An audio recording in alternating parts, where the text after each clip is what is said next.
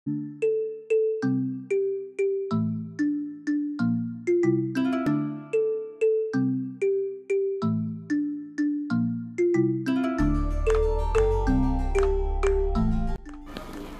রমজানে যাদের খাওয়া দাওয়ায় একদমই রুচি নেই, বিশেষ করে সেহরিতে উঠে ভাত খেতে একদমই ভালো লাগে না, আর কোনো রকমের মাছ দিয়ে তো খেতে ভালোই লাগে না, তাদের জন্য আজকে একটা রেসিপি নিয়ে এসেছি। আর এই রেসিপিটা ট্রাই করলে একটু হলেও আপনারা সেহরিতে ভাত বেশি খেতে পারবেন। তো আজকে এই মাছের ঝোলটা কিভাবে আমি রান্না করছি সেটা আমি আপনাদেরকে দেখিয়ে দেব।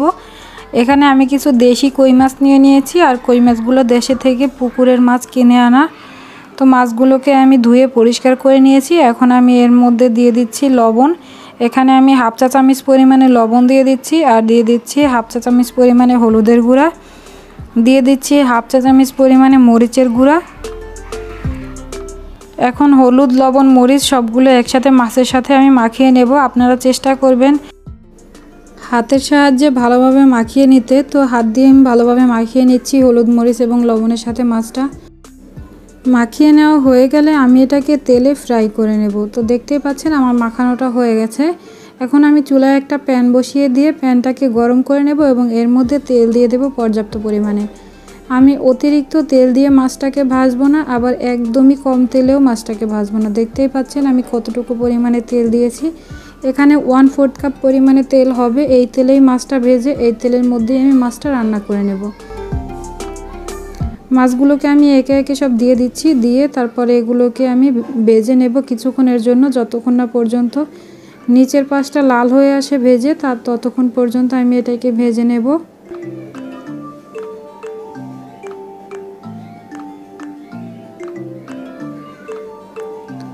একটা পাশ ভাজা হয়ে গেছে, আমি এখন মাছগুলোকে উল্টে দিচ্ছি।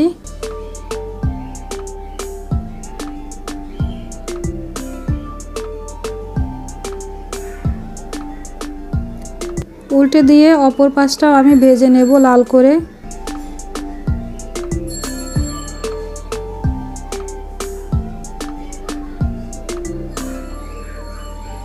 মাছগুলো ভাজা হয়ে গেছে, আমি মাছগুলোকে চুলা থেকে নামিয়ে নিয়েছি। আর এখন প্যানের যে তেলটা অবশিষ্ট আছে সেই তেলের ভিতরে আমি এখানে পেঁয়াজ দিয়ে দিয়েছি 1/4 কাপ পরিমাণে। পেঁয়াজটা দিয়ে একটু নেড়ে চেড়ে ভেজে নিচ্ছি লাল করে। পেঁয়াজটা যখন একটু লাল হয়ে আসবে তখন আমি এর মধ্যে দিয়ে দেব পেঁয়াজ বাটা। এখানে আমি 1/3 কাপ পরিমাণে পেঁয়াজ বাটা নিয়েছি। 1/3 কাপ পরিমাণে পেঁয়াজ বাটা দিয়ে এটাকে আমি নেড়ে চেড়ে একটু কষিয়ে নিচ্ছি। পেঁয়াজটাকে একটু নেড়ে চেড়ে তেলের মধ্যে ভেজে নিতে হবে, যাতে করে এর কাঁচা গন্ধটা চলে যায়।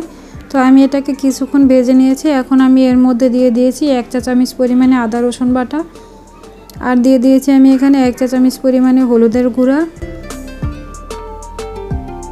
দিয়ে তারপর একসাথে নেড়ে চেড়ে একটু কষিয়ে নিয়েছি 1 মিনিটের মতো। এরপর এর মধ্যে আমি পানি দিয়ে দিচ্ছি। পানিটা দিয়ে এটাকে আবার একটু নেড়ে চেড়ে মিশিয়ে দিচ্ছি। এরপর আমি এর মধ্যে বাকি মশলাগুলো অ্যাড করব। এখানে আমি লবণ দিয়ে দিচ্ছি। লবণটা একদম সামান্য পরিমাণে দিতে হবে, কারণ আমি মাছটা লবণ দিয়ে ভেজেছিলাম। এখন আমি এর মধ্যে দিয়ে দিচ্ছি 1 চা চামচ পরিমাণে লাল মরিচের গুঁড়া, 1 চা চামচ পরিমাণে জিরার গুঁড়া, আর 1 চা চামচ পরিমাণে ধনিয়ার গুঁড়া দিয়ে তারপর একটু নেড়ে চেড়ে এগুলোকে কষিয়ে নিচ্ছি 1 মিনিটের মতো। কষিয়ে নেওয়া হয়ে গেলে যখন তেলটা উপরে ভেসে উঠবে আর মশলাটা একদম কষিয়ে নিয়ে ভাজা ভাজা হয়ে আসবে, তখন আমি এর মধ্যে আবার একটু পানি দিয়ে আবারও কষিয়ে নেব এটাকে।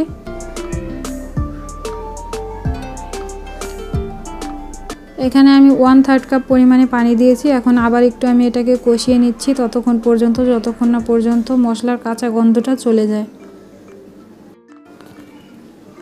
দেখতেই পাচ্ছেন আমার মশলাটা কিন্তু কষিয়ে নেওয়া হয়ে গেছে, তেলটা উপরে ভেসে উঠেছে আর মশলাটা একদম ভাজা ভাজা হয়ে এসেছে।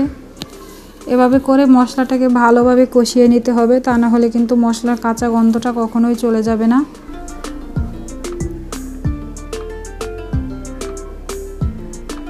মশলাটা কষানো হয়ে গেছে, এখন আমি এর মধ্যে পানি দিয়ে দেব। এর মধ্যে আমি 1.5 কাপ পরিমাণে পানি দিয়ে তারপর এটাকে ফুটতে দেব পানিটাকে। পানিটা যখন ফুটে উঠবে তখন আমি এর মধ্যে মাছটা অ্যাড করে দেব। মাছ রান্নার ক্ষেত্রে আপনাদেরকে একটা টিপস দিয়ে দিচ্ছি, যখন আপনারা মাছের পানির ভিতরে মাছটা অ্যাড করবেন, অর্থাৎ যেই ঝোলটা আপনারা তৈরি করেছেন মাছের জন্য, সেই ঝোলের ভিতরে যখন আপনারা মাছটা অ্যাড করবেন তখন অবশ্যই ঝোলটাকে একদম ফুটতে দিবেন। ফুটন্ত ঝোলের ভিতরে আপনারা মাছটা অ্যাড করবেন, সেক্ষেত্রে মাছের টেস্টটাও অনেক বেশি আসবে। অনেকেই ঠান্ডা পানির ভিতরেই মাছটা দিয়ে দেয়, তখন কিন্তু এই মাছের স্বাদটা নষ্ট হয়ে যায়।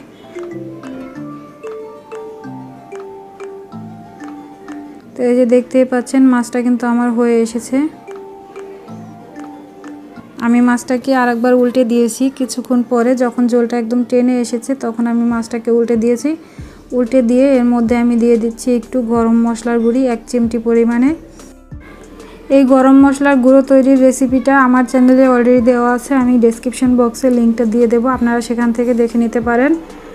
আমি এখন মাছের ভিতরে একটু সামান্য ভাজা জিরার গুঁড়ো অ্যাড করে দিয়েছি, এটা আমি 1/2 চা চামচ পরিমাণে দিয়েছি। আপনারা কিন্তু অবশ্যই চেষ্টা করবেন ভাজা জিরার গুঁড়োটা দেওয়ার। আপনারা চাইলে এখানে ধনিয়া পাতা, টমেটো অ্যাড করতে পারেন, তবে আমি আজকে কিছুই অ্যাড করিনি, আপনারা চাইলে অ্যাড করে নিতে পারেন। আমার মাছটা রান্না করা হয়ে গেছে। আপনাদের কাছে যদি আমার ভিডিওটা একটুও ভালো লাগে তাহলে অবশ্যই আমার চ্যানেলটা সাবস্ক্রাইব করে দেবেন এবং বেল আইকনটা ক্লিক করে পাশে থাকা অল নোটিফিকেশনটা অন করে দেবেন। এতে করে আমি যখনই কোনো রেসিপি আপলোড দেব সাথে সাথে আপনারা নোটিফিকেশন আকারে পেয়ে যাবেন। আজকের মতো এখানেই বিদায় নিচ্ছি। সবাই ভালো থাকবেন, সুস্থ থাকবেন। আল্লাহ হাফেজ।